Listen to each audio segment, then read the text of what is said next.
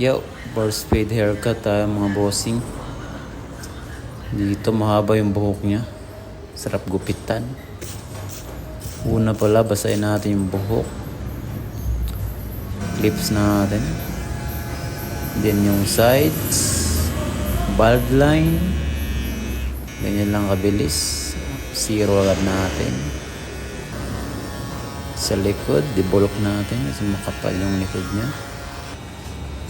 Dito, fade tayo. Fading. C-cup. Dito na yung B-cut niya sa likod. Napaka-solid. Dito sa taas, scissor works tayo.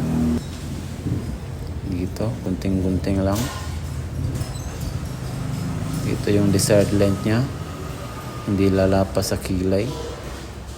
Tapos dito, sinimulan ko ng guntingin yung iba. Dito, texture agad natin. Fringe natin yung harap.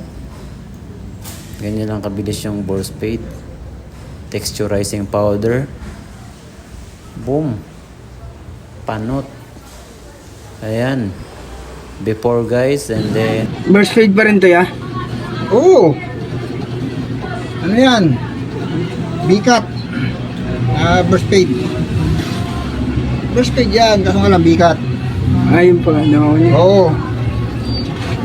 Maganda yan kasi sa mukhang mukhang talong.